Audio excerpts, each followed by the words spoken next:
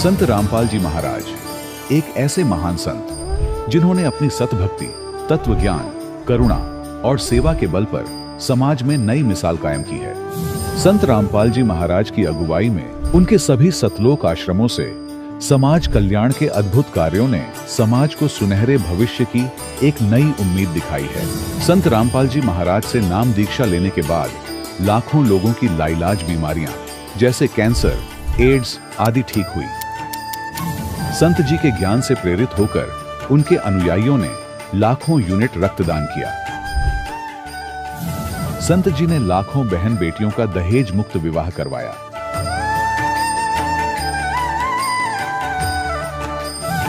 संत जी ने लाखों लोगों का नशा छुड़वाया, करोड़ों उजड़े परिवार बसे। संत जी के आश्रमों में समागम के दौरान निःशुल्क नेत्र चिकित्सा, दंत चिकित्सा प्रदान की जाती है। संत रामपाल जी महाराज द्वारा समय समय पर पर्यावरण संरक्षण के उद्देश्य से बड़े स्तर पर वृक्षारोपण किया जाता है। संत जी ने जरूरतमंदों को तत्काल राहत पहुंचाने के लिए एम्बुलेंस सेवा शुरू की। संत जी अपने अनुयायियों को देहदान के लिए प्रेरित करते हैं, जिससे मानवता की सेवा और चिकित्सा क्षेत्र में सुधार हो सके। संत रामपाल जी महाराज के सभी आश्रमों में हर रोज निःशुल्क भंडारा आयोजित किया जाता है, जहां हर वर्ग, हर जाति और हर धर्म के लोग एक साथ बैठकर भोजन करते हैं।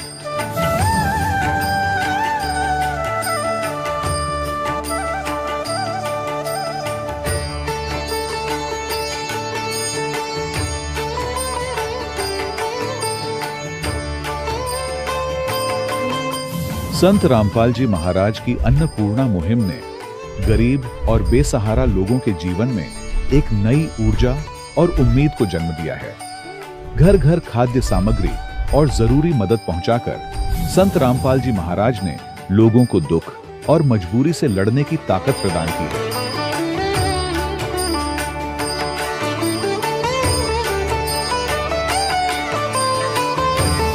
संत रामपाल जी महाराज द्वारा गरीब लोगों के लिए घर बनवाने का अद्भुत कार्य एक ऐसी मिसाल कायम कर रहा है जो सदियों सदियों संत जी की उदारता और दया भावना के तौर पर जाना जाएगा।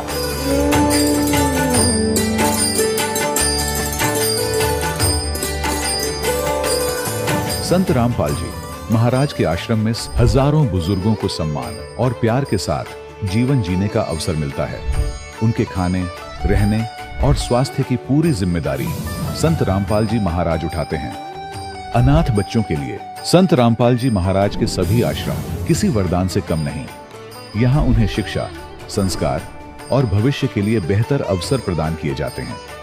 चाहे बाढ़ हो, भूकंप या महामारी, संत रामपाल जी महाराज और उनके अनुयायी हमेशा ही जरूरतमंदों के लिए सबसे आगे खड़े रहते हैं। कोविड महामारी के दौरान संत रामपाल जी महाराज के आश्रमों से करोड़ों लोगों के लिए भोजन, दवाइयां और जीवन रक्षक सामग्रियां उपलब्ध कराई गई। चाहे गरीब की मदद हो या किसी शोषित और पीड़ित वर्ग के हक और सम्मान की लड़ाई, संत रामपाल जी महाराज ने हमेशा ही उनकी दबी आवाज को सरकारों तक पहुंचाया है और उन्हें उचित न्याय दिलवाने में अहम भूमिका अदा की है। समाज में आध्यात्मिक और सामाजिक मूल्यों के प्रति जागरूकता लाने में संत रामपाल जी महाराज हर कदम पर मानवता के सच्चे सेवक साबित हुए हैं। संत रामपाल जी महाराज का जीवन हमें सिखाता है कि सच्ची सेवा वही है जो निस्वार्थ भाव से की जाए। आइए हम भी इस महान सेवा के कार्य में इस महान संत से जुड़ें और संत रामपाल जी महाराज से नाम दीक्षा लेकर अपने जीवन को धन्य बनाएं।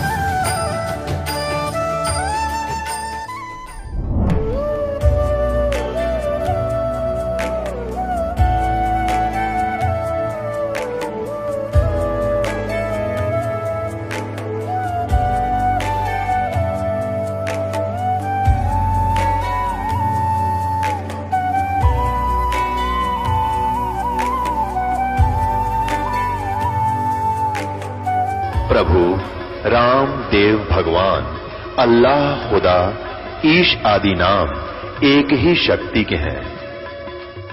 वो कैसा है, कहां है, कैसे मिलता है, किसने देखा है? ये प्रश्नवाचक चिन्ह पूर्ण रूप से हटाने के लिए अवश्य सुनिए जगत गुरु तत्वदर्शी संत रामपाल जी महाराज के अमृत वचन, सर्व पवित्र धर्मों के पवित्र शास्त्रों के आधार पर। सत साहिब दर्शकों, कहते हैं कि यदि मनुष्य भक्ति साधना करे तो उसके दुख और पीड़ा पूर्ण रूप से समाप्त हो जाती है, वह पूर्ण परमात्मा के करीब आ जाता है। लेकिन क्या हो यदि इसके विपरीत आपके साथ होने लगे, यानी भक्ति करते हुए भी दुख व पीड़ा आपको घेर ले? ऐसी ही एक कहानी है छत्तीसगढ़ की रहने वाली श्वेता जी की। श्वेता जी सभी देवी देवताओं की भक्ति साधना किया करती थीं, नवरात्रों के व्रत भी रखती थीं, लेकिन फिर भी उनके जीवन में कष्ट खत्म होने का नाम ही नहीं ले रहे थे। श्वेता जी के पति नशा किया करते थे, जिससे श्वेता जी बहुत परेशान थी। शादी को 3 साल हो चुके थे, लेकिन फिर भी उन्हें संतान की प्राप्ति नहीं हुई थी। दर्शकों, श्वेता जी का कहना है कि मेरी जिंदगी तब बदली जब मुझे संत रामपाल जी महाराज द्वारा लिखित पुस्तक जीने की राह मिली, और जीने की राह पुस्तक पढ़ने के बाद मैंने संत रामपाल जी महाराज से नाम दीक्षा ले ली। दर्शकों, श्वेता जी ने जैसे ही संत रामपाल जी महाराज से नाम दीक्षा ली, वैसे ही उनके पति की नशे के लत छूट गई और संत रामपाल जी महाराज के आशीर्वाद से उन्हें एक बेटी प्राप्त हुई। दर्शकों, क्या संत रामपाल जी महाराज द्वारा बताई गई भक्ति साधना में इतनी शक्ति है कि लोगों को ऐसे अद्वितीय लाभ मिल रहे हैं? जिस नशे को छुड़वाने के लिए सरकार नशा मुक्ति केंद्र खुलवाती है, लेकिन फिर भी लोगों का नशा नहीं छूट पाता, उस नशे को संत रामपाल जी महाराज कैसे केवल ज्ञान से और आशीर्वाद से छुड़वा रहे हैं? आइए जानते हैं कि आखिर सच्चाई क्या है। सुनते हैं श्वेता जी की कहानी, उन्हीं की जुबानी। नमस्कार जी। नमस्कार सर। क्या नाम है जी आपका? श्वेता दासी। श्वेता जी, आप कहाँ से हैं? मैं ग्राम खेरथाडी, जिला बालोद, छत्तीसगढ़ से। श्वेता जी, संत रामपाल जी महाराज जी से नाम उपदेश आपने कब लिया? फरवरी माह सन 17 में लिए हम लोग। संत रामपाल जी महाराज जी से नाम उपदेश लेने से पहले क्या आप कोई भक्ति साधना भी करते थे? हाँ सर, बहुत भक्ति करती थी। मैं नवरात्रि में देवी दुर्गा का व्रत करती थी, शनिवार को शनिदेव का व्रत करती थी, और गुरुवार को मतलब साईं बाबा का व्रत रखती थी। और जो हमारे हिंदू धर्म में जो प्रचलित सभी धर्म में है, देवी देवता की भक्ति करना, उपवास रखना, पूजा करना, मंदिर जाना, ये सब पूजा मैं करती थी। अब मैंने ना सन 2008-9 में आसाराम बापू से मैं नाम दीक्षा ली थी। मेरे पापा उस मार्ग में जुड़े थे, तो बोले कि यहाँ भक्ति करना है, मानव जीवन का जो मूल उद्देश्य है भक्ति करना, और सब देवी देवताओं की जो भक्ति करते हैं, उसी कारण हम लोग सन आसाराम बापू से हम लोग नाम दीक्षा लिए थे। मेरे मम्मी पापा बाकी परिवार में सब लिए थे।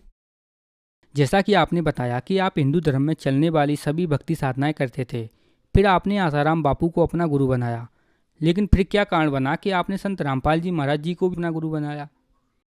सर, इसके पीछे बहुत बड़ा कारण था कि मेरे पति बहुत नशा करते थे। तो उस टाइम ना मेरे गांव में एक भगत जी हैं, वो संत रामपाल जी महाराज जी से दीक्षा लिए थे।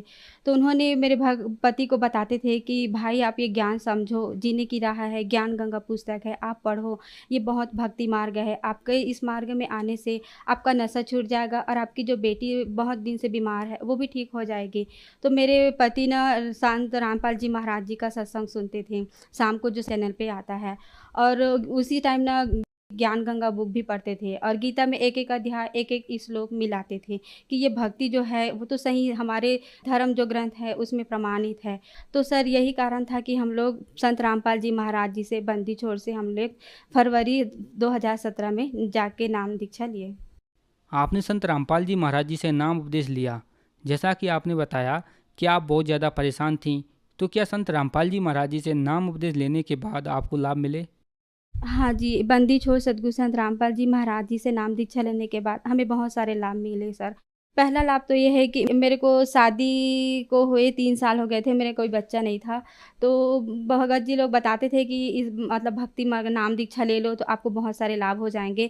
तो मैं सोची कि चलो हाँ करके, तो उसी टाइम मेरे को ना भगत जी, मेरी बेटी हुई है, आज वो पूरा 9 साल की है भगत जी। संत रामपाल जी महाराज जी ने मेरे को संतान रूप में एक बेटी भी दी है परमात्मा ने। मेरी बच्ची जो कुछ भी खाती-पीती नहीं थी, वो जैसे ही हम लोग आश्रम में गए, नाम दीक्षा लिए, वहाँ भगत जी लोग चाय पी लो, बिस्किट खा लो, मतलब मेरी बच्ची को देख के बोलते थे कि खा लो बेटा। वो भक्ति कर मतलब खाई, वहाँ भंडारा भी करके आई। और उस दिन से लेके आज तक भगत जी, मेरी बेटी को आज कोई बीमारी नहीं है, हम लोग सब लोग ठीक हैं। मेरी बच्ची भी ठीक है और मेरे पति का भी जो नशा था वो भी छूट गया है। और आज हम लोग संत रामपाल जी महाराज की वजह से घर में हमारे सब सुख शांति है। तो फिर मेरे को विश्वास हुआ, मेरे पति को भी विश्वास हुआ, और तब से लेके आज तक सर हम लोग इस पर भक्ति मार्ग में जुड़े हैं और संत रामपाल जी महाराज की शरण में लगे हैं। संत रामपाल जी महाराज जी से जुड़ने के बाद आपको बहुत सारे लाभ प्राप्त हुए। तो जो दर्शक आज आपको टीवी पर देख रहे हैं वो भी संत रामपाल जी महाराज जी से जुड़ना चाहते हैं तो कैसे जुड़ सकते हैं? मैं अपने जगत के भाई बहनों से यही प्रार्थना करती हूँ कि आज मैंने संत रामपाल जी महाराज जी से नाम दीक्षा लेने के बाद जो सारे सुख हुए, मेरे को संतान का सुख प्राप्त हुआ, मेरे पति नशा छोड़ दिए, और संसार में मेरे जैसे कई महिलाएं हैं जो बहुत दुखी हैं। उनको लगता है कि हाँ डॉक्टर के पास जाएंगे तो हम ठीक हो जाएंगे, किसी झाड़ फूँक वाले के पास जाएंगे तो ठीक हो जाएंगे। ये उनकी गलत धारणा है, क्योंकि हमारे आज जो हिंदू धर्म में प्रचलित बहुत सारे साधु संत हैं जो अपने अपने दुकान खोल के बैठे हैं कि आओ हमारे पास, ऐसा कर लो वैसा कर लो, लेकिन वहाँ जाने से कोई लाभ नहीं मिलता है। आज धरती पे संत रामपाल जी महाराज पूर्ण परमात्मा के रूप में आए हुए हैं, और वो ऐसा नहीं है कि कोई कह दिया और हम चले गए। वो एक एक अध्याय, एक एक मतलब जो धर्म ग्रंथ है देवी मतलब हमारे हिंदू धर्म में कि है, गीता है और कुरान है, बाइबिल है, इन सभी में प्रमाण देते हैं और उंगली रख रख कर बताते हैं कि बेटा ये हमारे ही ग्रंथों में ये सब ज्ञान छुपा है, आप सत्संग सुनो, ज्ञान गंगा बुक है, जीने की राह बुक है, इन सबको पढ़ो। और इसी के कारण आप संत रामपाल जी महाराज का जो ज्ञान है उसको आप समझकर इस भक्ति मार्ग में आ सकते हैं और अपना मानव जीवन का कल्याण करा सकते हैं। धन्यवाद जी। सत साहिब। दर्शकों, अभी आपने सुने संत रामपाल जी महाराज से दीक्षा प्राप्त करके सुखी हुए भक्त के अनुभव। अब देखिए जगत गुरु तत्वदर्शी संत रामपाल जी महाराज के मंगल प्रवचन। अब क्या बताया है चौथे अध्याय के 32वें श्लोक में। यहाँ पर थोड़ी सी जो अनुवाद करता है, अनुवादक हैं गीता जी के, गड़बड़ कर गए, क्योंकि जहां इनकी बुद्धि ने काम नहीं किया वहां अर्थों का अनर्थ किया इन्होंने। उदाहरण के तौर पर गीता अध्याय नंबर 7 के श्लोक नंबर 18 में अनुत्तम शब्द है, तो उसका इन्होंने अति उत्तम कर दिया। ये बालक भी ना कर सकता, चौथी कक्षा 5वीं कक्षा का। अनुत्तम माने अति उत्तम, कोई लिख देगा 0 नंबर आएंगे उसके, और ये 100 के 100 नंबर प्राप्त कर रहे। ये अज्ञानी अनुवादक और ऋषि महर्षि। इसी प्रकार गीता अध्याय नंबर 18 के श्लोक नंबर 66 में एक वर्ज शब्द है। वर्ज का अर्थ जाना होता, आना नहीं होता। जैसे इंग्लिश वर्ड गो है, तो गो का अर्थ आना नहीं हो सकता, जाना ही होता है। कहीं पर भी लिखा हो चाहे इसमें समास और फलाना और ये बकवास है, इनकी अपनी अज्ञानता का प्रमाण है उनका। वो गलत बताते हैं हमारे को कि ऐसे बनता है, ऐसे बनता है। ये इनकी, क्योंकि अज्ञानी व्यक्ति कुछ ना कुछ तगड़मबाजी तो करेगा। तो इस प्रकार इन्होंने अनर्थ कर दी। यहाँ पर भी गीता अध्याय नंबर 4 के श्लोक नंबर 32 में एक ब्रह्मणे शब्द है, ब्रह्मणे मुखे। इन्होंने यहाँ कर दिया ब्रह्मणे मुखे का अर्थ अनुवादकों ने, सभी ने, उन्होंने कर दिया वेद की वाणी में, जबकि यहाँ करना था सच्चिदानंद घन ब्रह्म की वाणी में। विस्तार के साथ सभी धार्मिक अनुष्ठानों यज्ञों की जानकारी कही गई है। वो सच्चिदानंद घन ब्रह्म की वाणी में ब्रह्मणे मुखे, ब्रह्मणे का अर्थ होता है बड़ा भगवान। यही ब्रह्मणे शब्द है गीता अध्याय नंबर 17 के श्लोक नंबर 23 में। ओम तत्सत इति निर्देश है ब्रह्मणे त्रिविध समर्थ है। तो वहां ब्रह्मणे शब्द है, तो उस ब्रह्मणे शब्द का वहां उन्होंने सही अनुवाद कर रखा है, सच्चिदानंद घन ब्रह्म कर रखा है। तो यहां भी सच्चिदानंद घन ब्रह्म ही होना चाहिए था। गीता अध्याय नंबर 4 के श्लोक नंबर, हम फिर आते हैं 32 पर। इसमें कहा कि सच्चिदानंद घन ब्रह्म ने अपने मुख कमल से जो वाणी बोली है, यानी वेद प्रमाणित करते हैं कि परमात्मा सतलोक से चलकर आता है। दास के पास जो आर्य समाज के जो आचार्य हैं और जो महर्षि दयानंद के चेले, उनके द्वारा ही अनुवादित वेद उपलब्ध हैं दास के पास, और आपको बहुत बार रूबरू किए हैं।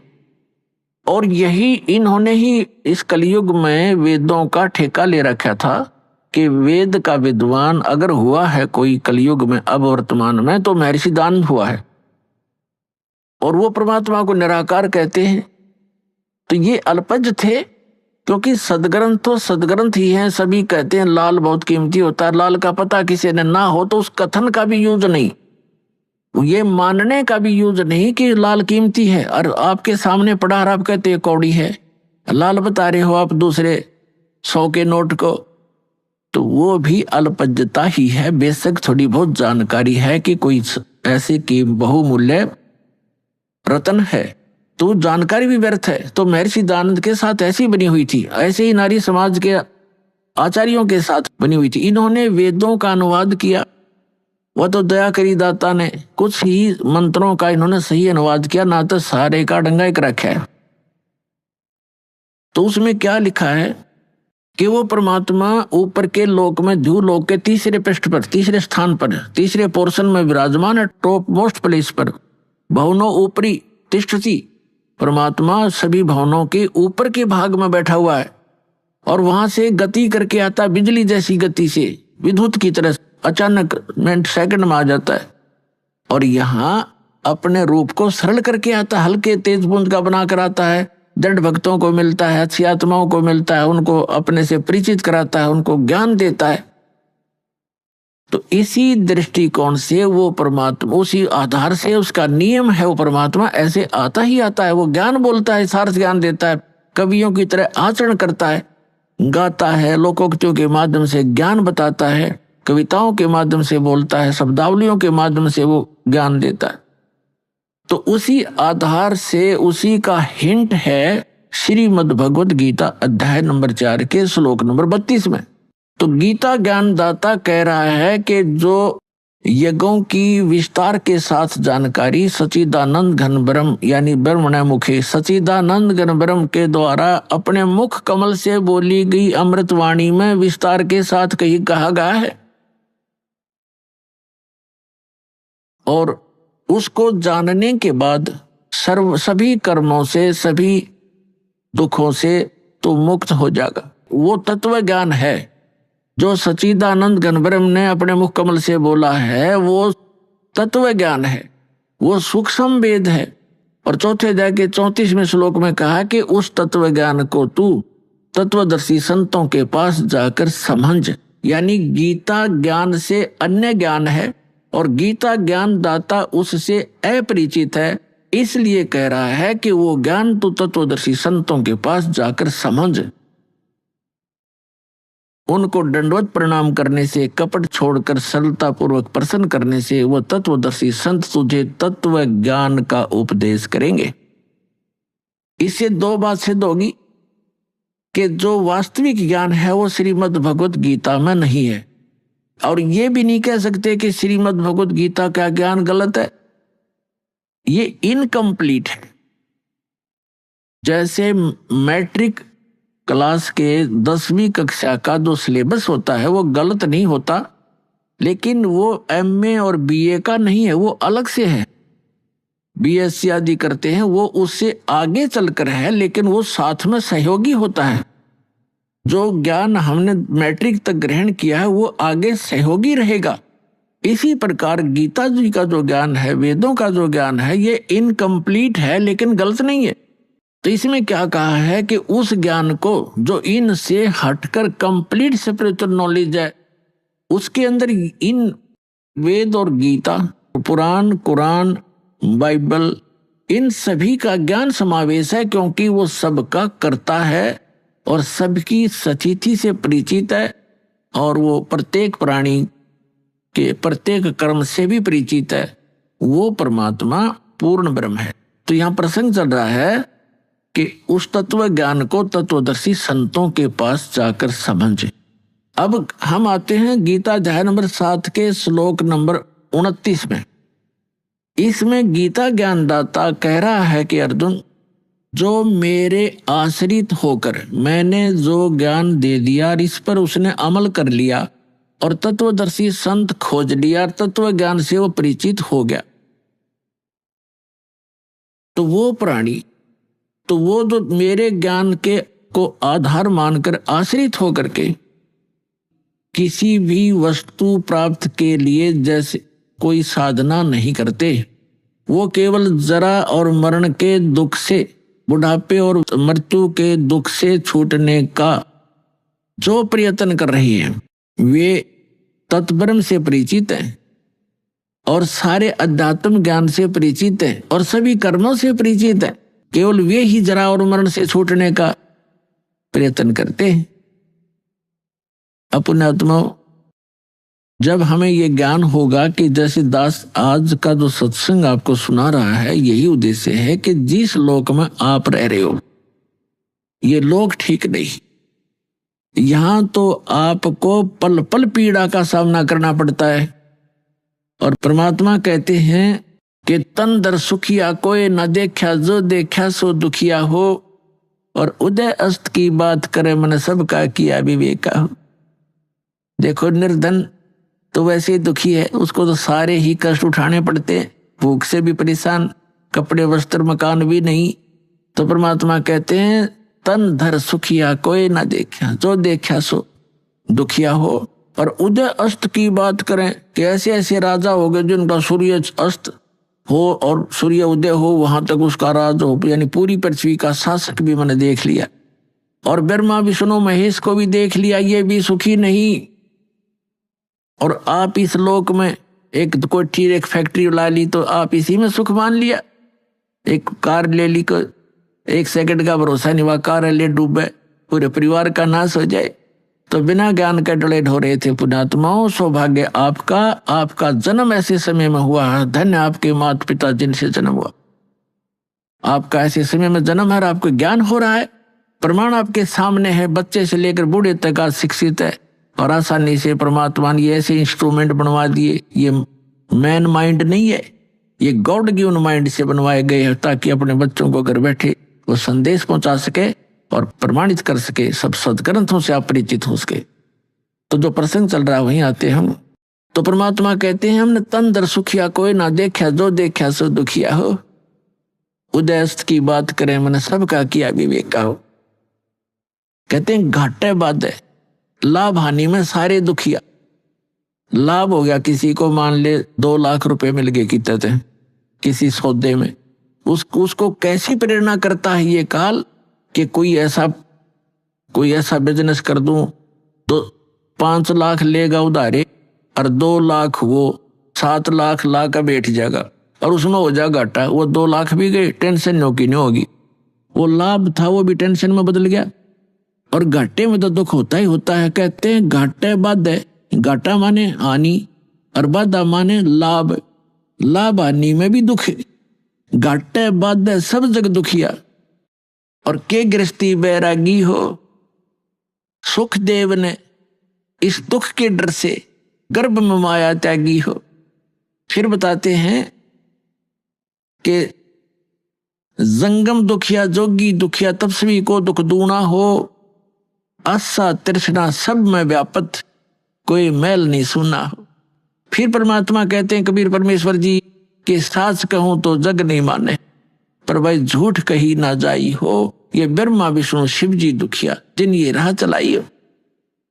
अपनात्मा, आज से 600 वर्ष पहले कोई ये कहे कि ब्रह्मा विष्णु महेश नासवान हैं, ब्रह्मा विष्णु महेश महादुखी हैं, तो सिर फुड़वाने वाली बात थी। क्योंकि आज इतना शिक्षित समाज है, स्वतंत्र भारत है और प्रजातंत्र है, उसके अंदर दास के साथ कितने जुल्म हो गए। या साचीकरण में झूठे मुकदमे बना दिए, जेल में डाल दिया है और रोज लाठी ठाठा हुए 1.5 आदमी। क्यों? उनकी रोजी रोटी बंद होगी, उनका ज्ञान समाप्त हो गया। पर जीखे बात नहीं बने, ये तो स्वीकार करना पड़ेगा क्योंकि जग जनता शिक्षित है।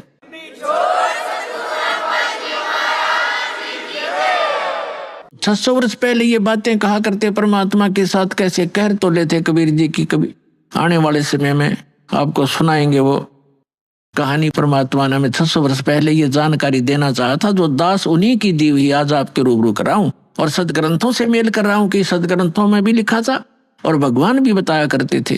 लेकिन ये अज्ञानी संत, ऋषि, महर्षि, आचार्य और शंकराचार्यों ने हम तक ये ज्ञान आने नहीं दिया, विरोध करा दिया, हमें मूर्ख बना दिया और हमें हमारे सभी पूर्वजों को पशु बनवा दिया, भूत बनवा दिया और नरक बना दिया उनका जीवन। अब जैसे श्री देवी भागवत प्रथम स्कंद में सचित्र मोटा टाइप गीता प्रेस गोरखपुर से प्रकाशित के 28-29 पृष्ठ पे व्यास जी पूछ रहे हैं नारद जी से। नारद जी बता रहे हैं कि मेरे पिता ब्रह्मा जी ने देखा कि विष्णु जी हठ योग कर रहे थे, समाधि लगाए बैठे थे। ब्रह्मा जी ने पूछा विष्णु जी से कि आप तो सर्वेश्वर हो, आप तो सारी उत्पत्ति करता हो, सबके मालिक हो, आप किसकी भक्ति कर रहे हो? तो विष्णु जी कहते हैं कि मैं अधिक समय तक ज्यादातर मैं तप करता हूं, तप के बाद फिर मैं राक्षसों को मारने में लगा रहता हूं, उनके साथ युद्ध करता हूं। कुछ थोड़ा बहुत समय मिलता है तो लक्ष्मी जी के साथ सुखपूर्वक समय बिता पाता हूं। और फिर कहते हैं मैं देवी की पूजा करता हूं, देवी की, दुर्गा की। और मेरे स्पिरिचुअल नॉलेज में, मेरे अध्यात्म ज्ञान में जितना मुझे ज्ञान है, इस देवी से ऊपर कोई भगवान नहीं। तो इससे ये सारा कंसेप्ट क्लियर हो गया। ना नारद जी ने ज्ञान, ना व्यास जी को ज्ञान, ना ब्रह्मा जी को ज्ञान और ना विष्णु जी को ज्ञान। और विष्णु जी कितने सुखी, कहते पहले तप करता हूं, बैटरी चार्ज करता है, सिद्धियां प्राप्त करके फिर राक्षसों से लड़ता है, वो सिद्धियां भी समाप्त हो जाती हैं, फिर तप करना पड़ता है। और थोड़ा बहुत समय मिलता है तो थोड़ी बहुत देर लक्ष्मी के पास बैठ उठ लेता हूं, नहीं तो फिर यही क्रिया में लगा रहता हूं। तो खाक सुख है। और श्री कृष्ण उर्फ श्री रामचंद्र जी यहाँ आए थे पृथ्वी पर, उनका एक पल भी सुखी नहीं। बचपन से ही विवाह होते ही वनवास हुआ, सीता का अपहरण हुआ, रावण के साथ लट्ठम लट्ठा। आते ही सीता वापस ले आए, करोड़ों आदमी मरवा के। आते ही फिर घर से निकाल दी गर्भवती पत्नी, पति बच्चे कहीं, आप कहीं, वो जीव सुखी नहीं हो सकता चाहे कितनी बात बनावे। जिसका परिवार कहीं जंगल में पता नहीं वो मर रहा है या भूखा है या प्यासा है, और स्वयं से राजा के राष्ट्रपति बन जा। वो तो एक यहूदा के राजा थे, छोटे से टुकड़े के। उसके बाद श्री कृष्ण रूप में जन्मे। श्री कृष्ण का जीवन देख लो, कहां सुखी हुए। जेल में जन्म हुआ, मामा दुश्मन बन गया, कभी कहीं छुपाया उनको, कभी कहीं छुपाया। फिर कभी जरासिंह मारने आ रहा है, कभी कोई आ रहा है, कोई शिशुपाल दुखी कर रहा है। पर यहां से छोड़कर मथुरा को वहां एक द्वारका बनानी पड़ी, बहुत दूर जाके नालायक लोगों से टाइम पास किया। और लास्ट में पूरा परिवार कुल नाश हो गया, उनका पूरा यादव कुल उनकी आंखों के सामने कट के मर गए, लड़के। तो परमात्मा कहते हैं तुम बालक हो, इनकम्प्लीट स्पिरिचुअल नॉलेज यानी little knowledge is the dangerous thing.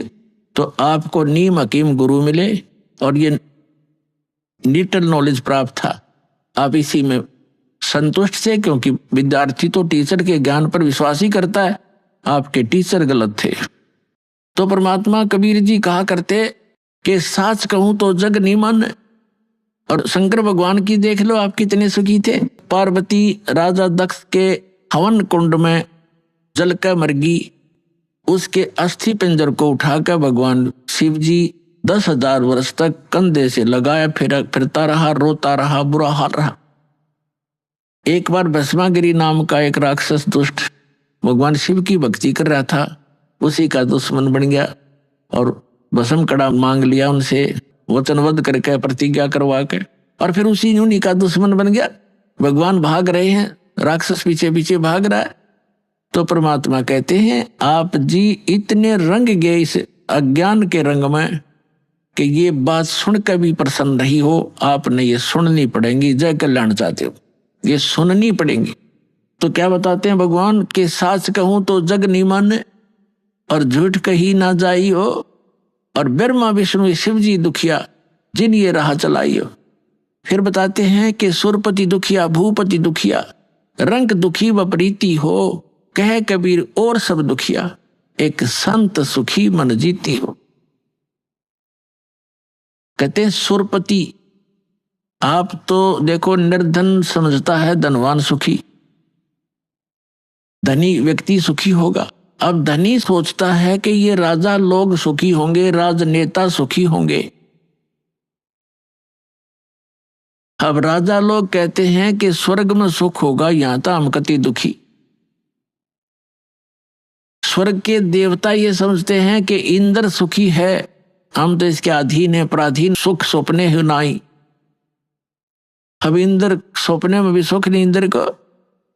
Indra की ऐसी दुर्गति आप पुराणों पढ़ कर देखो। एक दुर्वासा नाम के ऋषि थे, उसने इंद्र को एक माला भेंट कर दी। इंद्र हाथी पर बैठा जा रहा था, इंद्र ने वो माला हाथ में ऊपर से पकड़ ली हाथी पर ही, और हाथी के आगे एक प्लेटफार्म सा होता है, काफी चौड़ा स्थान हाथी का, वहां रख देते हैं। हाथी ने वो सूंड से पकड़कर माला और नीचे पटक दी। इस बात से दुर्वासा ऋषि कुपित हो गए और श्राप दे दिया इंद्र को कि तेरा सब वैभव नष्ट हो जाएगा। अब कुछ दिनों के बाद राजा वो इंद्र निर्धन हो गया, उसका राज राक्षसों ने लूट लिया। वो जंगल में भाग गया कि तो छुप कर टाइम पास किया। और भी पता नहीं कितनी कथाएं इस इंद्र के बारे में। तो परमात्मा कहते हैं सुरपति दुखिया भूपति दुखिया, रंग दुखी बपरीती हो, कहे कबीर और सब दुखिया, एक संत सुखी मन जीती हो, संत सुखी मन जीती हो। तन दर सुखिया कोई न देखा, जो देखा सो दुखिया हो। उदय अस्त की बात करते हैं, मन सबको कियो विवेका हो, सबका किया विवेका हो। सुरपति दुखिया, भूपति पूरी पृथ्वी का मालिक भी दुखिया, राजा दुखिया, और रंग दुखी बपरीती हो, निर्धन तो स्वाभाविक दुखी है। फिर परमात्मा कहते हैं कहे कबीर और सब दुखिया, संत सुखी मन जीती हो। जिन्होंने अपने मन को जीत लिया, केवल वही सुखी हो सकता है, और कोई प्राणी इस पृथ्वी 21 ब्रह्मांड में सुखी नहीं। अब मन जीती कौन होगा? अब मन को जीतना कोई बालकों का खेल नहीं है। मन को कोई रोक भी नहीं सकता। गीता ज्ञान दाता ने अर्जुन से कहा कि मन को जीत के इंद्रियों को काबू करे। तब अर्जुन ने कहा कि हे भगवान, इस मन को जीतना तो बड़ा कठिन है, वायु को रोकने के समान है। तो यहाँ परमात्मा ने जो अध्यात्म, जो कंप्लीट स्पिरिचुअल नॉलेज है, संपूर्ण अध्यात्म ज्ञान है, जिसको तत्व ज्ञान कहा है, उस सूक्ष्म वेद में परमेश्वर ने बताया है कि इस मन को रोका नहीं जा सकता, इसकी दिशा बदली जाती है। और जिस स्पीड से ये बुराइयों में ग्रस्त है, जिस स्पीड से बुराई कर रहा है, धन जोड़न में कति समर्पित है, या शराब पीने में लगा हुआ है, या कोई और डाकू बन गया है, चोरी करने में स्पीड खींच रहा है, तो इसकी दिशा बदल दी जाती है इस तत्व ज्ञान से। अब आगे बताएंगे, आज के प्रसंग में यही होगा। अब क्या प्रसंग चल रहा है कि 7वें अध्याय के 29वें श्लोक में कहा है कि इस तत्व ज्ञान से परिचित होने के उपरांत प्राणी केवल जरा और मरण से ही छूटने का प्रयत्न करता है, और वो तत्ब्रह्म से परिचित हो चुका है। गीता अध्याय नंबर 7 में केवल 30 मंत्र हैं। 29 में तो ये कहा है कि जो जरा और मरण से छूटने का प्रयत्न करते हैं, यानी वृद्धावस्था के डर से और मृत्यु के भय से, इस दुख से छूटने का जो प्रयत्न करते हैं, वो तत्ब्रह्म से परिचित है, सारे अध्यात्म से परिचित है और सभी कर्मों से परिचित है। 7वें अध्याय के 30वें मंत्र में सिर्फ इतना कहा है उस गीता ज्ञानदाता ने कि जो मेरे सत्य का ज्ञान रखते हैं वो मुझे ही जानते हैं और मुझे ही मानते हैं। फिर 8वें अध्याय के प्रथम मंत्र में अर्जुन ने प्रश्न किया कि हे भगवान, जो आपने 7वें अध्याय के 29वें श्लोक में जिस तत्ब्रह्म की जानकारी दी है कि उसको जानने के पश्चात ये साधक केवल जरा और मरण से छूटने का प्रयत्न करते हैं, यहाँ की किसी वस्तु की डिमांड नहीं रखते, तो किम तत्ब्रह्म, वो तत्ब्रह्म क्या है? 8वें अध्याय के 3 श्लोक में श्रीमद् भगवत गीता में गीता ज्ञान दाता ने कहा कि वो परम अक्षर ब्रह्म है, यानी गीता ज्ञान दाता से अन्य है और वो तीसरे नंबर का प्रभु है। श्रीमद् भगवद गीता अध्याय नंबर 15 के श्लोक नंबर 16 में दो पुरुष, सर पुरुष और अक्षर पुरुष, इन्हीं को सर ब्रह्म भी कह सकते हैं, इसको अक्षर ब्रह्म भी कहते हैं, इनके अन्य पर्यायवाची नाम हैं।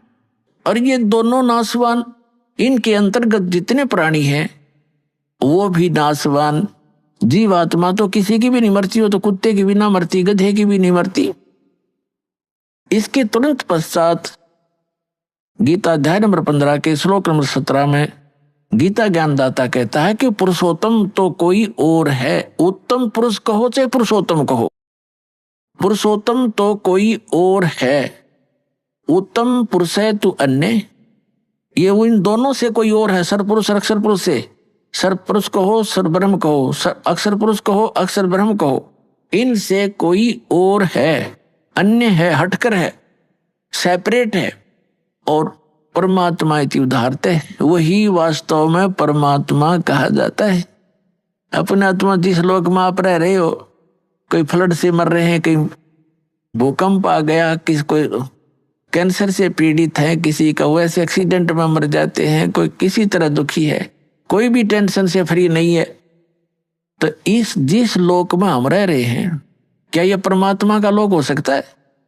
परमात्मा का अर्थ होता है श्रेष्ठ आत्मा जो दुख देख नहीं सकता अपने बच्चों का। सतलोक है वो स्थान जहां परमात्मा का अपना स्थान है। ये तो एक रिजेक्टेड प्लेस है। जैसे फॉर एग्जाम्पल आपको बताएं, पुराने समय में पहले यहाँ भारतवर्ष के अंदर राजा लोग जो दंडित करते थे, कोई नागरिक स्त्री या पुरुष हद से ज्यादा ही जो अनियमितता रखती थे, ऐसा जुल्म कर देते थे, उनको ऐसी सजा देते थे, उनको काला पानी छोड़ दिया दे। काला पानी, वो काला पानी था इंडोमान निकोबार द्वीप, जो समुद्र के बीच में चारों तरफ से घिरा हुआ समुद्र से और अपने भारत से 800 हजारों किलोमीटर दूरी पर, उसको वहां पर नौका से छोड़ाते थे और वापस आ जाते। तो फिर वो किसी तरह रहो वहां पर, वो पनिशमेंट प्लेस था, वो सजा का स्थान था। वहां ना कोई मकान था उनके लिए, ना खाने की व्यवस्था थी, थोड़ा बहुत जैसा भी वहां घास फूस उनको मिलता था वहां खाओ, ना कोई न्याय था वहां, कोई किसी ने पीटो, कोई किसी को किसी तरह दुखी करो, तगड़े हो वो उनको पीठ छेद लें, जैसा जुल्म उनके साथ करो करते रहो। तो वो उसको काला पानी कहा करते, एक पनिशमेंट प्लेस था, वहां सजा का स्थान था। तो जो सतलोक है वो स्थान सुख में है, और वहां से जो गलती हमने की, हम यहाँ पड़ गया कि इस काला पानी में।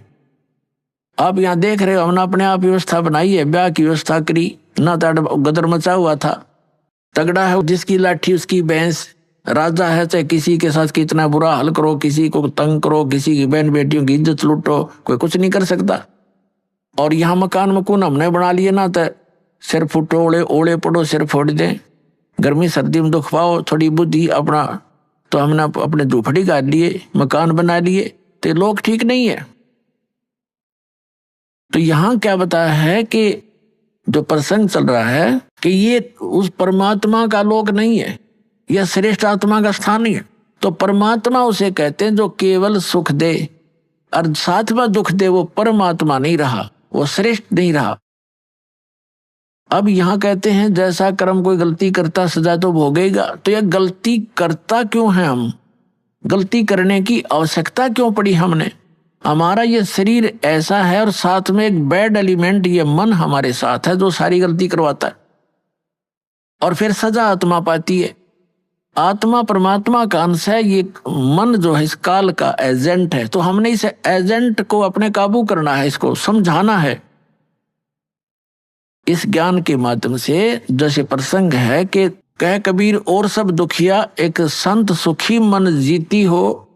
तो प्रसंग जो चल रहा है, इस मन को कैसे जीतना है, इसको जीता नहीं जा सकता, इसकी हम दिशा डाइवर्ट करेंगे, इसको परिचित कराएंगे अच्छे और बुरे से। तो जो यहाँ हम कैसे करेंगे, जैसे अभी आपको बताया जाएगा 15वें अध्याय के 17वें श्लोक में कहा है कि उत्तम पुरुषत्व अन्य परमात्मा इति उदाहरत, जिसको भगवान कहा जाता है वो तो कोई और परमात्मा है। 8वें अध्याय के 3 श्लोक में आपको प्रमाणित कर दिया। गीता ज्ञानदाता कहता है कि वो परम अक्षर ब्रह्म है। वो परम अक्षर ब्रह्म कहो, परम अक्षर पुरुष कहो, उसको हम सत्य पुरुष कहते हैं। परम अक्षर कहते हैं अविनाशी।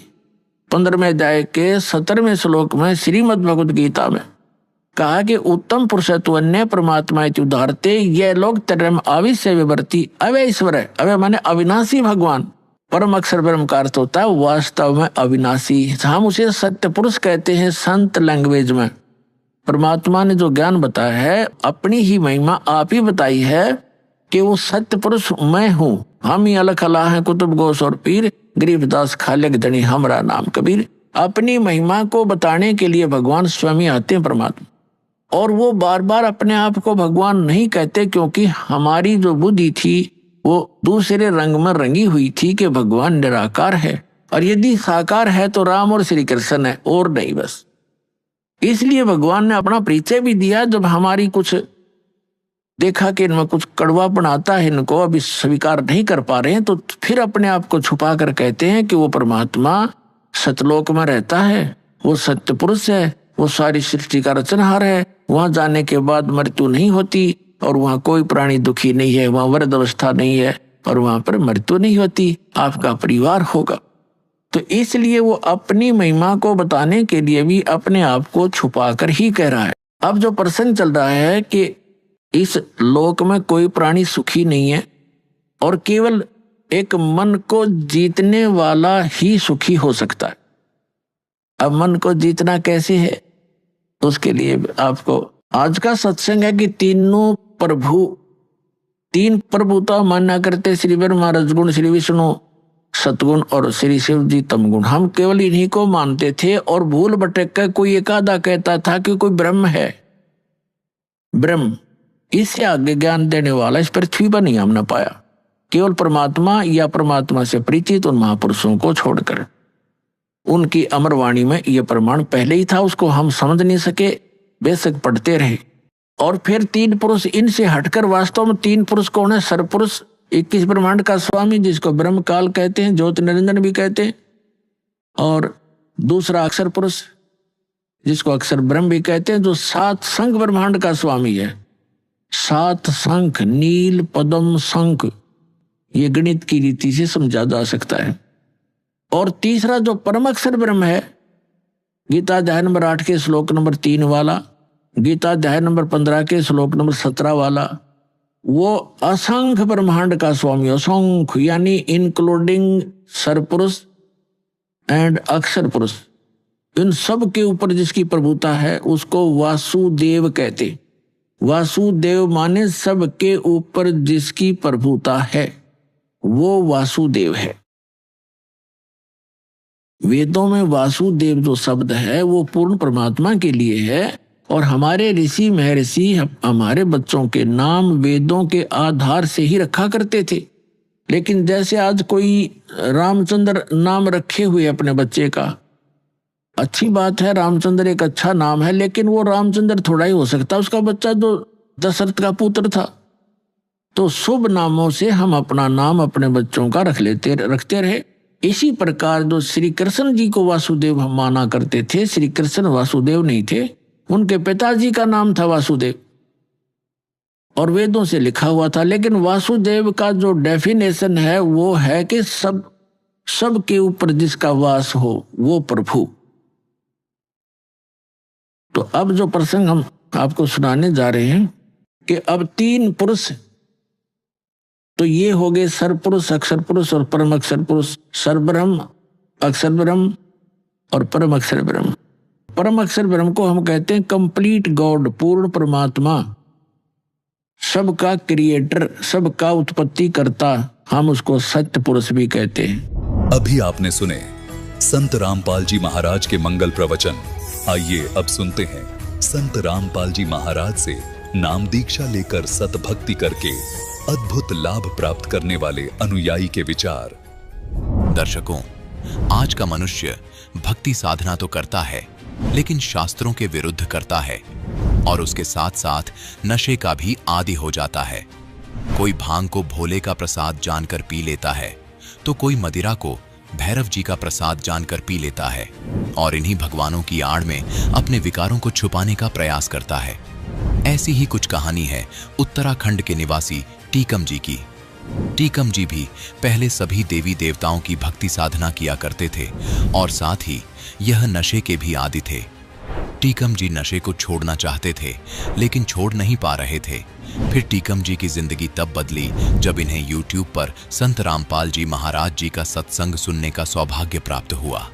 इन्होंने संत रामपाल जी महाराज जी का सत्संग सुना और तुरंत नाम दीक्षा लेने की ठानी। दर्शकों, आज टीकम जी का कहना है कि संत रामपाल जी महाराज से नाम दीक्षा लेने के बाद मैं पूर्ण रूप से नशे से मुक्त हो गया हूँ। मेरी सारी बुराइयां छूट गई हैं और मैं एक सच्चे भक्ति मार्ग पर लगा हूँ।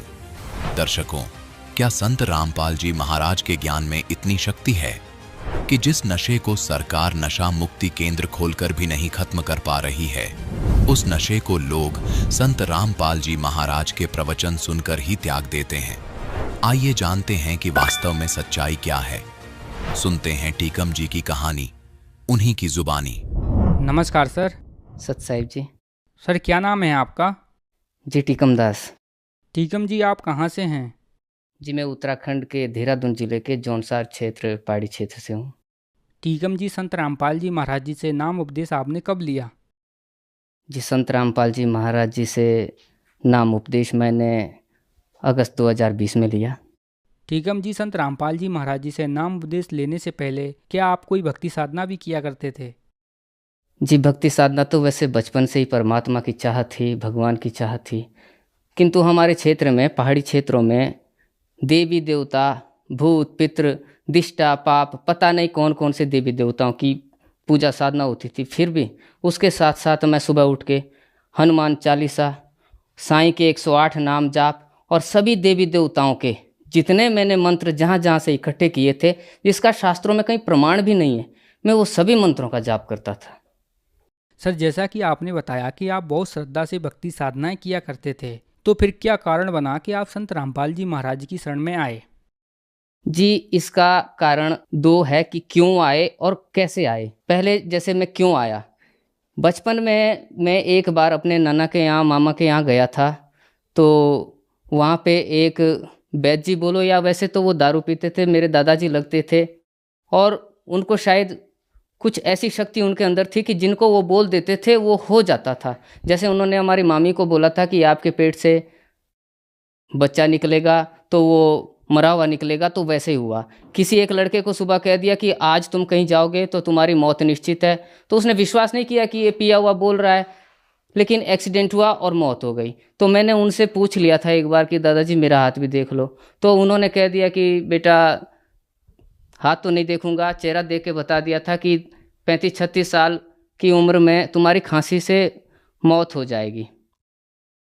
तब मैं नशा नहीं करता था, लेकिन बाद में मैंने नशा भी करना शुरू कर दिया था और दिन भर जैसे भांग पीता था, सुबह कोई कुछ खाता नहीं था, दिन में कुछ नहीं खाता था, शाम को 2 पैक लगा के 2 रोटी खा पाता था और दिन भर भांग भी पीता था, सिगरेट पीता था, बीड़ी पीता था, ये नशा भी करता था। तो इनसे तंग आकर मैं चाहता था कि मेरा ये नशा छूट जाए, लेकिन वो छूटता नहीं था। मैंने सोचा कि अपने आप को एडमिट कर लूँगा नशा मुक्ति केंद्र में, लेकिन वहाँ से आए हुए लोगों को देखा कि 6-6 महीने वहाँ रहते हैं, पैसे 50-50, 60-60 हज़ार दे के आए, 6 महीने की कमाई भी गई। और मेरी परिस्थिति तो ऐसी थी कि परिवार में मैं ही एक कमाने वाला था कि मेरे ऊपर डिपेंड भी थे, परिवार निर्भर भी था।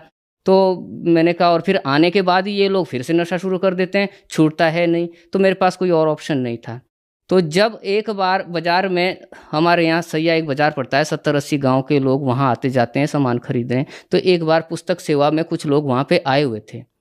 उनके हाथ में मैंने देखी एक पुस्तक में लिखा था ज्ञान गंगा, जीने की राह, अंधश्रद्धा भक्ति खतरा ये जान। तो जब मैंने उनसे पूछा कि कितने की है किताब, की 20 रुपये की है और 3 किताबें जो है 50 रुपये की, 60 रुपये की, तो मैंने वो चारों किताबें ले ली थी। 4 किताबें मैंने उनसे ली और वो लेने के बाद मैंने उसमें, जब मैंने पिछले पेज में पढ़ा कि ब्रह्मा विष्णु महेश के माता पिता कौन है, शीरा वाली दुर्गा के पति कौन है और हमें कर्मदंड क्यों भोगना पड़ता है या नहीं भोगना पड़ता है, ऐसे कुछ उसमें हेडलाइंस थी कि जिससे मैं चौंकना हो गया। तो मैंने उसको पढ़ना तो शुरू किया था लेकिन पूरी नहीं पढ़ पाया। तब मेरा एक भतीजा था, वो मेरे से वो पुस्तकें ले गया और मैं उसे पढ़ नहीं पाया था।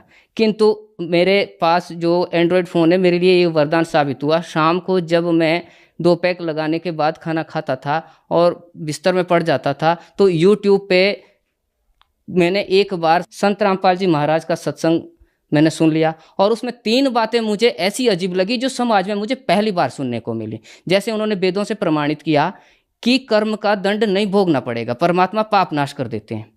और दूसरा कि परमात्मा असाध्य रोग का भी नाश कर देते हैं।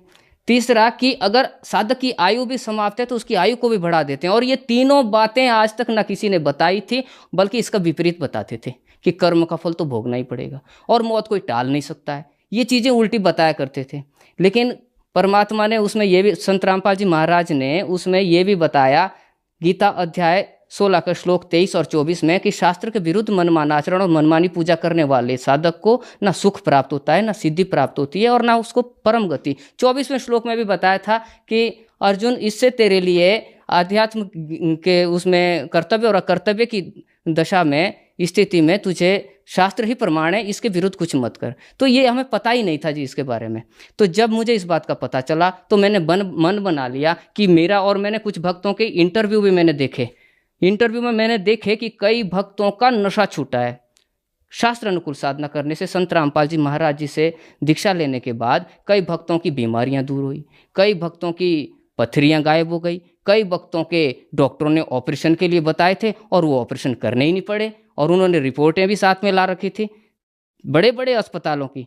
तो तब मुझे विश्वास हुआ कि ये ही सही मार्ग है और मोक्ष मार्ग भी है। तो तब मैंने मन बना लिया कि मैं दीक्षा लूँगा। मैंने और मेरी पत्नी ने एक साथ नाम दीक्षा ली। सर, जैसा कि आपने बताया कि आप बहुत ज़्यादा मात्रा में नशा करते थे, आप भांग बहुत ज़्यादा पीते थे और आप खाना तभी खाते थे जब आप शराब पी लिया करते थे। फिर आपको संत रामपाल जी महाराज जी के बारे में पता चला। क्या संत रामपाल जी महाराज जी से नाम उपदेश लेने के बाद आपकी समस्या दूर हुई, आपका नशा छूटा? सर, संत रामपाल जी महाराज जी से नाम उपदेश लेने के बाद लाभ तो बहुत हुए। आध्यात्मिक लाभ हुए, मानसिक लाभ हुए, व्यावसायिक लाभ हुए और शारीरिक लाभ हुए। अब शारीरिक लाभ में जैसा मेरा नशा था, वो जिस दिन मैं नाम उपदेश लेने गया उस दिन भी मैं बीड़ी पी के गया था, मैं उस दिन भी भांग पी के गया कि वहाँ जाने के बाद ना मिले। लेकिन उसके बाद मैंने आज तक नशे को हाथ भी नहीं लगाया है और मैं किसी को बीड़ी लाकर भी नहीं देता हूँ, तम्बाकू लाकर भी नहीं देता हूँ।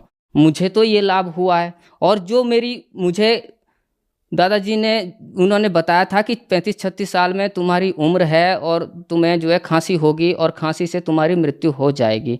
तो वो मैं वैसे भी मरना था और वैसे भी मुझे, क्योंकि उस चीज़ की परेशानी थी, टेंशन रहती थी, तो टेंशन में भी मुझे मरना था। वो टेंशन भी मेरी समाप्त हो गई।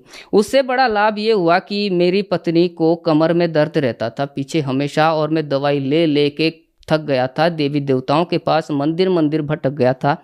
और उनकी बच्चेदानी में रसूली भी थी मेरी धर्मपत्नी की। तो जब मैंने संत रामपाल जी महाराज जी से दीक्षा ली तो कमर का दर्द तो उसी समय ठीक हो गया। तब मैंने अरदास लगाई थी कि गुरुजी हमें जो है ये ऑपरेशन कराना है। वैसे मैंने इंटरव्यू देखे थे कि कई भक्तों के बिना ऑपरेशन ठीक हुए थे, लेकिन मेरी पत्नी ने कहा कि मुझे ऑपरेशन ही कराना है, किंतु डॉक्टर कर नहीं रहे थे। संत रामपाल जी महाराज जी से जब मैंने अरदास लगाई तो मुझे स्वयं जो है डॉक्टर ने फ़ोन किया, और जिस दिन ऑपरेशन होना था उस दिन किसी और का होना था, सामान किसी और से मंगवाया था, किंतु उन लोगों को दूसरे दिन ऐसी ऐसी दिक्कतें आ गई कि उनके ऑपरेशन ना होने के बाद, जबकि हमारा 4 दिन बाद ऑपरेशन होना था, लेकिन वो जो सामान उनके लिए मंगाया था उसी सामान में ऑपरेशन मेरी पत्नी का हो गया। और मेरी लड़की को टांगों में दर्द रहता था, टांगें इतना दर्द करती थी, पैरों में दर्द होता था, तो रात को ठंडे पानी से सिकाई करना पड़ता था, बार बार उठ के जो है उसकी सिकाई होती थी। तो जी उसको भी मैंने संत रामपाल जी महाराज जी से दीक्षा दिलाई। तो जिसी दिन से लड़की को नाम दीक्षा दिलाई थी उस दिन से वो ठीक तो हो गई थी, किंतु कुछ दिन वो अपने मामा के यहाँ गई तो वहाँ कुछ लोगों ने उसको भड़का दिया कि तेरे बस का नहीं है। उसने वो भक्ति छोड़ दी थी। जब भक्ति छोड़ दी तो उसको फिर वो दिक्कत शुरू हो गई। तब उस समय उससे पहले डॉक्टर ने मेरी बेटी को लगभग वो 15-16 साल की अभी 11 कक्षा में पढ़ रही है, तो उसको डॉक्टर ने कान में उसके दिक्कत थी, पस निकलता था, ऑपरेशन के लिए बोला था। तो फिर वो दिक्कत हो गई, टांगे भी दर्द होनी शुरू हो गई। उसके बाद मेरी लड़की ने फिर मैंने नाम शुद्धिकरण करवाया कि बेटी तैने गलती कर दी। तब उसने बोला पापा मैं फिर से नाम शुद्ध करवा लेती हूँ। मैंने कहा अब पहले ज्ञान को समझ ले, नहीं तो तुझे फिर दिक्कत हो जाएगी। तो कुछ दिन मैंने टाला, फिर ज्ञान समझा, उसने सत्संग सुनती रही टीवी पे, तो उसने बोला कि मेरा नाम शुद्ध करवा दो, तो उसका नाम शुद्ध करवाया। उसके बाद मेरी बेटी आज भी कहती है कि पापा मुझे पता ही नहीं चला मेरा कान का दर्द कहाँ चला गया और मुझे कोई दिक्कत ही नहीं है अब, और मैं ये भक्ति कभी भी नहीं छोड़ूंगी। मेरा नशा छूटा, मेरी बेटी की दिक्कत दूर हुई, कान का ऑपरेशन नहीं कराना पड़ा, मेरी पत्नी के कमर का दर्द था वो ठीक हुआ, ऑपरेशन हो गया। पापा का ऑपरेशन भी अगर 2 महीने नहीं होता, उनकी पानी भर गया था यहाँ कोहनी में, तो वो डॉक्टर ने कहा था कि ये बाजू काटनी पड़ती। लेकिन ऐसी परिस्थिति में जब मेरे पास ना तो पैसे थे, और क्योंकि दोनों का ऑपरेशन एक साथ में कैसे करवा पाता, दोनों जगह कैसे रहता, परमात्मा संत रामपाल जी महाराज ने ऐसी व्यवस्था करा दी कि पापा का ऑपरेशन भी हुआ और भक्तमती मेरी पत्नी का ऑपरेशन भी हुआ और सारे काम शुद्ध हुए। मेरी पत्नी का जो ऑपरेशन है उसमें डॉक्टर इसलिए टाल मटोल कर रहे थे क्योंकि उनका कहना ये था कि ये रिस्क है, और जिसमें मेरी पत्नी को डर ये भी था कि शायद कैंसर भी हो सकता है, कई लोगों ने डरा भी दिया था।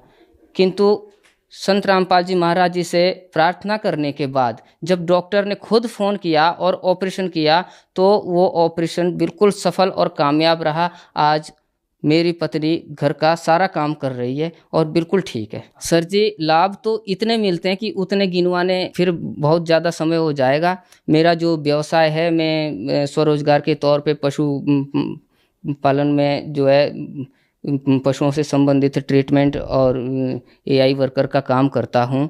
किंतु उस समय स्थिति ये थी कि जितना कमाता था वैसे भी कमाई कम होती थी और वो नशे में भी चला जाता था। उसके बाद मेरी कमाई में इतनी बरकत हुई है कि मैं अकेले परिवार में हूँ और पूरा परिवार संभाल रहा हूँ और परिवार में कोई कमी नहीं है। संत रामपाल जी महाराज की दया से मेरी कमाई में दुगुनी बरकत हुई है। सर, जब तक आप नशा नहीं करते थे तब तक आप खाना नहीं खा पाते थे। नशा समाज में एक गंभीर विषय बना हुआ है। आपने संत रामपाल जी महाराज जी से नाम उपदेश लेकर नशा छोड़ दिया है। आज लाखों दर्शक आपको टीवी पर देख रहे हैं, वो नशा छोड़ना चाहते हैं, तो उन्हीं के लिए आप क्या कहना चाहेंगे?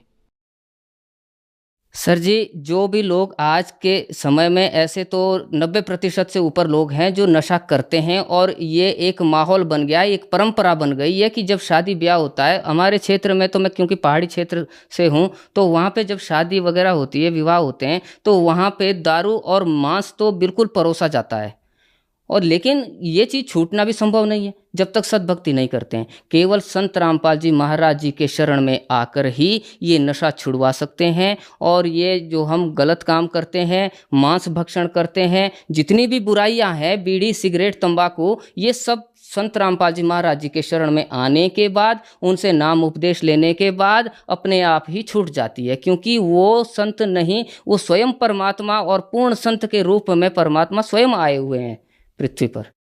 सर, संत रामपाल जी महाराज जी से नाम उपदेश कैसे प्राप्त कर सकते हैं?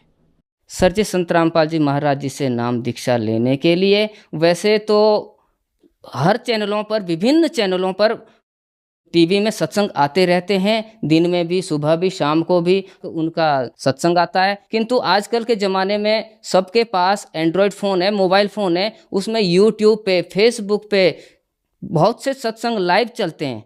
तो संत रामपाल जी महाराज जी से नाम उपदेश लेने के लिए जो टीवी चैनलों पर सत्संग आते हैं या मोबाइल पर सत्संग आते हैं, उसके नीचे पीली पट्टी है, उन पे आश्रम के फ़ोन नंबर्स हैं, उन नंबर पे कॉल करके आप नाम उपदेश ले सकते हैं और उन नंबर से आपको नज़दीकी नाम दीक्षा केंद्र का पता दे दिया जाएगा। धन्यवाद सर। सत साहिब।